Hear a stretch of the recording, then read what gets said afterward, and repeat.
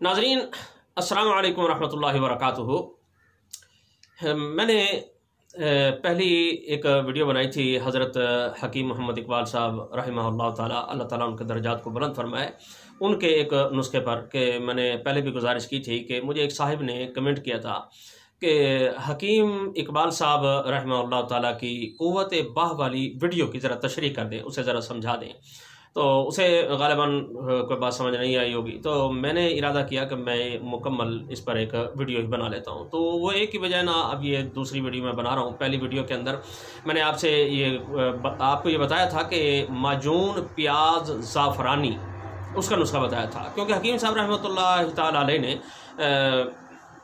उस वीडियो के अंदर ना 3 नुस्खे बयान फरमाए थे। एक माजून प्याज ज़ाफ़रानी के था, और दूसरा माजून बैज़ा मुर्ग का था, और तीसरा तेल वाला नुस्खा था जो फताल जंतर के ज़रिए वो तेल निकलवाते थे।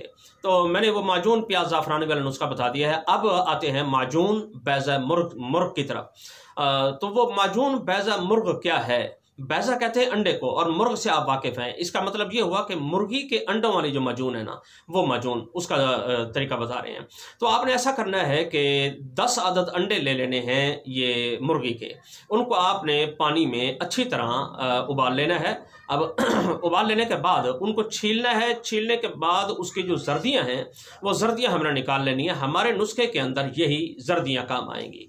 तो अब अकर करहा, लौंग, सुंढ और खुलंजा, ये खुलंजा जो है ना, ये पान की दरख्त की जड़ को कहा जाता है। तो ये सारी चीज़ें 20-20 ग्राम लेनी है, और दारचीनी ये हमने 10 ग्राम लेना है। इन तमाम चीज़ों का ना हमने कोड पीस करना, बारीक कर लेना है, पाउडर की सूरत में बना लेना है। अब बनाने के बाद वो जो अंडे की जर्दियाँ हमने अलग रखी थी, उन अंडे की जर्दियों को इस सफ़ूफ के अंदर हमने मिक्स कर देना है, और अच्छी तरह हाथों से इसे मल के ना हाथों से इसे मिक्स कर देना है। ये अंडे की जो जर्दियाँ हैं ये टूट जाएंगी, और इसके पाउडर के अंदर ये पाउडर बन जाएंगी। अब ऐसा करना है कि इसके अंदर हकीम मोहम्मद इकबाल साहब रहमतुल्लाह फरमाते हैं कि शहद डालना है, और शहद भी ना 150 ग्राम डालना है, और इसे जब हिलाएंगे तो ये माजून की शक्ल बन जाएगी। बहुत आसान नुस्खा है, आसानी के साथ बन जाने वाला नुस्खा है ये।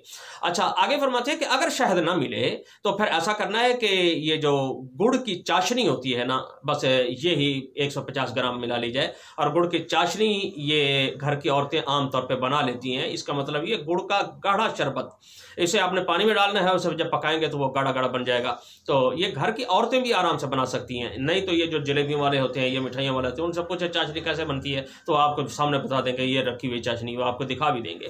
तो आपने फिर ये चाशनी उसके अंदर मिला लेनी है। पहले शहद डालना है, अगर शहद ना मिले तो फिर ये चाशनी आपने डाल लेनी है।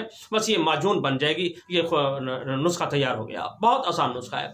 तो इसकी खुराक भी हज़रत हकीम मोहम्मद इकबाल साहब रहमतुल्लाह ताला ने एक चाय वाला चम्मच बताइए, 1 चम्मच या 2 चम्मच, ये सुबह दोपहर शाम खा लिया करें, या रात को एक बड़ा चम्मच जो है ना ये खा लिया करें।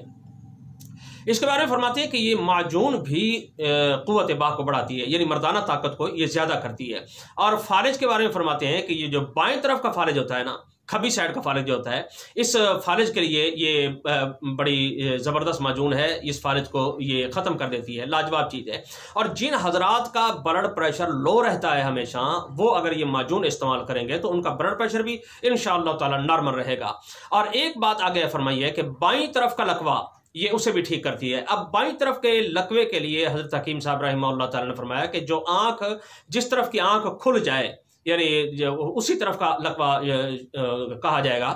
मसलन बाईं आँख जो है ये खुल जाए। अब यहाँ लोग शायद बात ना समझ सके, मैं आपको समझा देता हूँ कि अगर कोई मरीज़ कोई है लकवे का, तो उसे कहें कि आप अपनी आंखें बंद करें। जब वो आँख बंद करेगा तो जो आँख ठीक होगी वो बंद हो जाएगी, जिस तरफ लकवा होगा वो बंद नहीं हो सकेगी, वो खुली की खुली रह जाएगी। तो ये जो आंख खुल जाए उस तरफ का ये लकवा शुमार होगा। तो हज़रत हकीम मोहम्मद इकबाल साहब रहमतुल्लाह फरमाते हैं कि अगर बाईं तरफ की आंख खुल जाए, बाईं तरफ का लकवा हो, बाईं तरफ की आंख बंद ना हो, तो उस लकवे के लिए भी ये बहुत लाजवाब माजून है। क्योंकि ये बाईं तरफ का खब्बी साइड का जो लकवा होता है या खब्बी साइड का जो फालिज होता है, ये दोनों चीज़ें सर्दी की ज़्यादती से पैदा होती हैं। तो ये माजून भी बहुत लाजवाब माजून बताई है हज़रत हकीम साहब रहमतुल्लाह ताला ने। तो इसका बनाना बहुत आसान है। मैं चाह तो नहीं रहा था कि इसको समझाऊँ क्योंकि आसान चीज़ है, लेकिन फिर भी मैंने कहा हो सकता है कि किसी आदमी को ये बात समझ ना आई हो, तो इसलिए मैंने ये बात समझा दी है। बस मैं अपनी मारिज़ात को यहीं ख़त्म करता हूँ। आखिर में ये वही पुरानी गुजारिश जो मैं हमेशा करता आ रहा हूँ कि यूट्यूब पर मेरा चैनल हकीम सनाउल्लाह ऑफिशियल के नाम से मौजूद है। तो जिन हजरात ने इसे सब्सक्राइब कर लिया, अल्लाह ताला उनको जज़ा खैर अता फरमाए, वो उसे लाइक ज़रूर कर दिया करें। और जिन हजरात ने अभी तक सब्सक्राइब नहीं किया वो उसे लाइक भी करें, और लाल रंग की लिखाई में जो सब्सक्राइब लिखा हुआ है वहाँ भी हाथ लगा दिया करें, क्लिक करें, प्रेस कर दिया करें।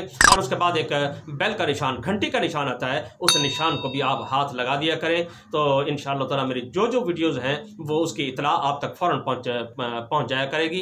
तो उस वीडियो को आपको तलाश करने की ज़रूरत पेश नहीं कि इंशाअल्लाह ताला आप देख सकेंगे।